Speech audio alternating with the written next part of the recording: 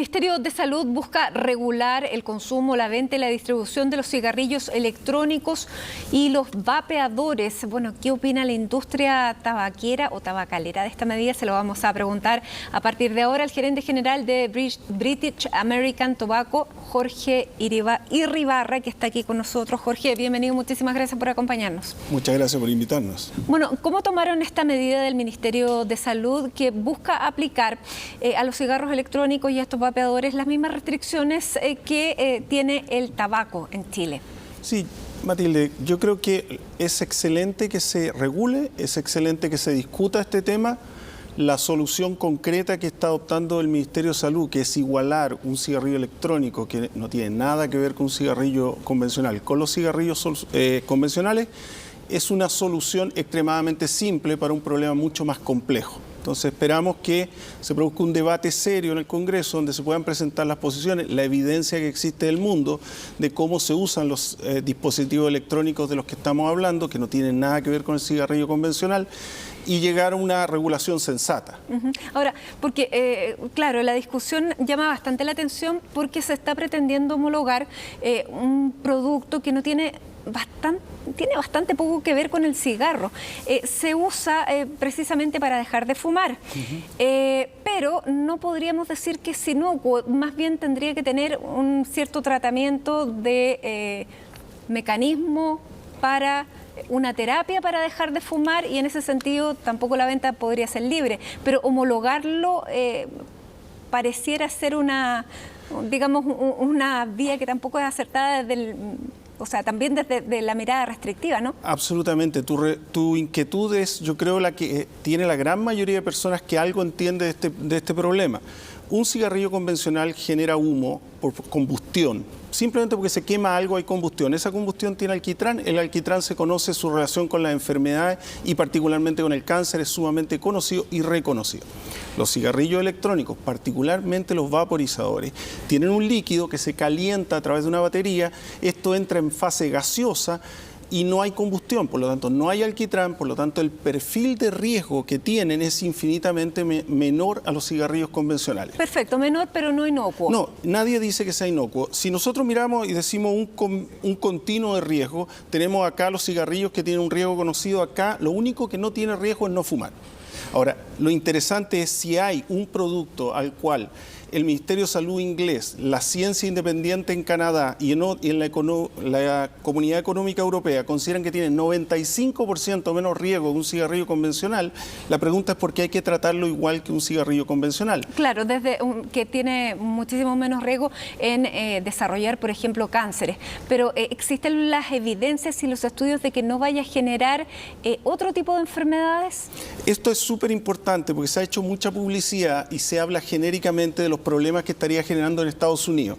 Y yo acabo de ver declaraciones del comisionado de la FDA en Estados Unidos hasta hace 3 meses que dice que ellos han hecho miles de incautaciones en Estados Unidos al comercio ilegal de estos productos, pero que claramente la enfermedad que se están viendo en Estados Unidos son productos no producidos bajo estándares legales, no bajo las regulaciones que hay en Estados Unidos y con componentes asociados a cannabis, acetona y una serie de otros compuestos orgánicos que no deberían estar en un vapeador regulado por una ley sensata que vea la calidad de los materiales, de los dispositivos y de los líquidos. Ahora, porque aquí tienen glicerol, propilenglicol, saborizantes que están presentes en este líquido que se usa para vapear, pero que no sabemos si con este calor esto puede afectar de otra manera el sistema respiratorio. Sí, pero lo que hay suficiente evidencia, y eso es interesante, que en la discusión de estas leyes se pueda producir un debate donde, por ejemplo, analicemos la situación de Nueva Zelanda. México acaba de aprobar esto, Canadá lo aprobó hace 1 año y medio atrás, Inglaterra no solo dice que estos dos instrumentos, es decir, un cigarrillo convencional y el cigarrillo electrónico, no son lo mismo. El sistema de salud inglés lo usa para que los médicos se lo receten a las personas para dejar de fumar. Perfecto, pero ¿actúa por prescripción? O sea, su autorización en la comercialización es bajo prescripción. En ninguno de estos países que hemos hablado, ni en ningún país de la Comunidad Europea, ni siquiera en Estados Unidos o en Canadá o en México, es bajo receta médica. Lo que se hace es que, y ese es un problema de la propuesta del gobierno, Si tenemos el mismo tratamiento que se le da a los cigarrillos convencionales, nadie va a poder hablar de estos productos públicamente. Es decir, no va a poder existir un pequeño indicador que diga a usted, esto tiene estos riesgos, usted debe usarlo de esta manera. La gente se va a informar en el mercado negro, como lo hace hoy. Pero tampoco los voy a poder encontrar libremente en el supermercado o en los kioscos. Bueno, lo terrible de esto, Matilde, es que hoy día están prohibidos en Chile y están en todos lados. O sea, yo lo invito a cualquier Uber persona. también está prohibido.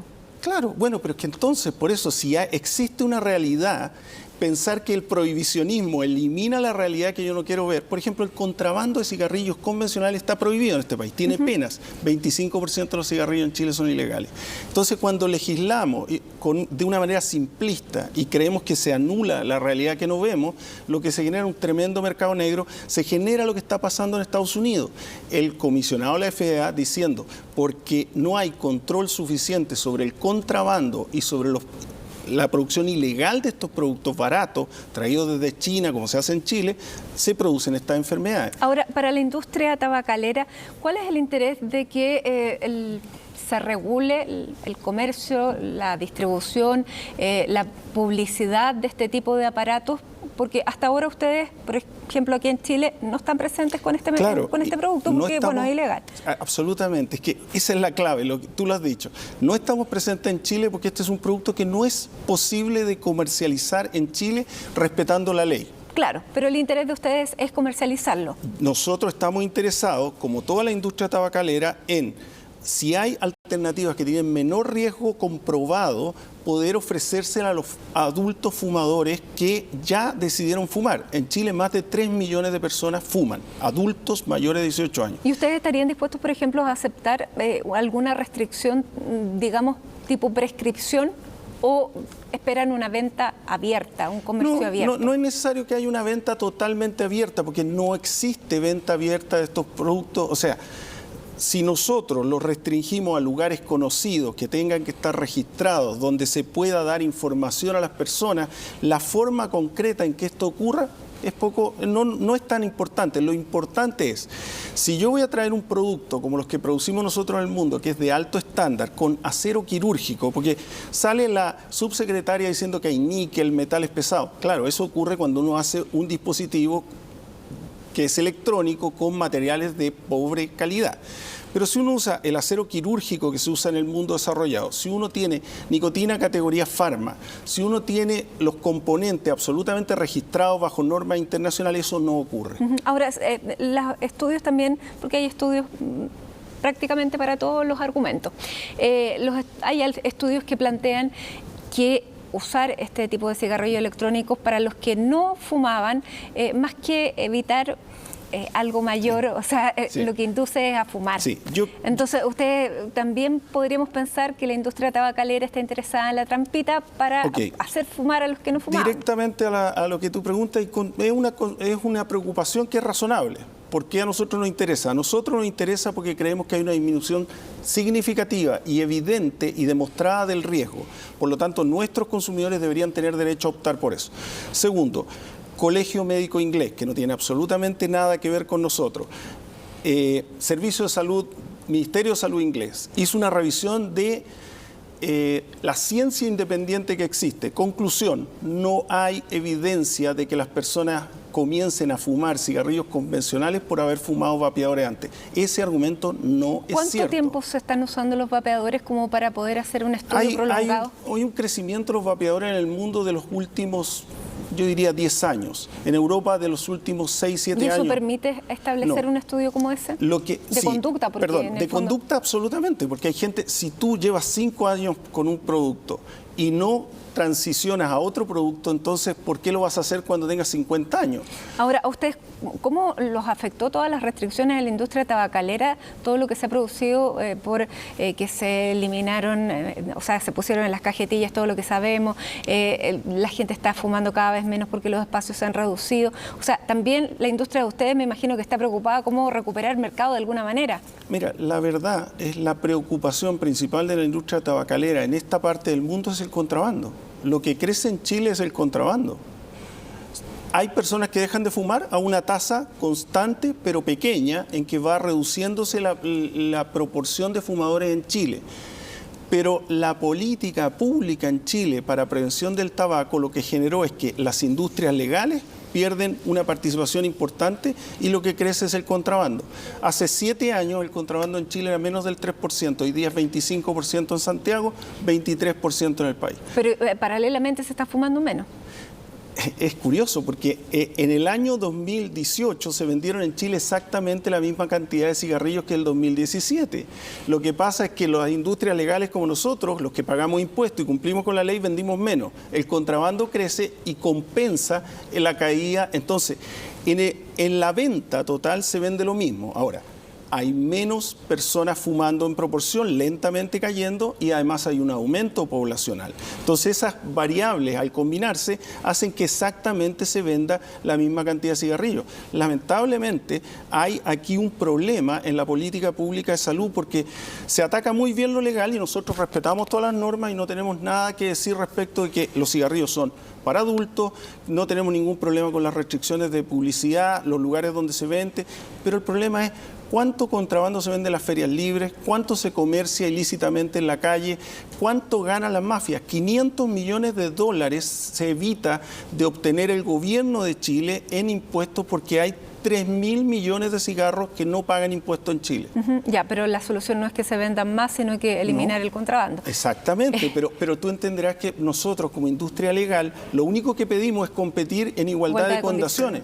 Simplemente eso. Ahora, ustedes también tienen que luchar con otra cosa que es la fama que las persigue. Absolutamente. Y en ese sentido, cuando uno dice y cuando uno escucha a la industria tabacalera hablar de que los vapeadores o los cigarros electrónicos generan muchísimo menos daño que el tabaco, que el cigarrillo común, uno también tiene el legítimo derecho a dudar porque durante muchas décadas nos dijeron que el filtro iba a disminuir, que el cigarro light iba a disminuir la posibilidad de enfermedad.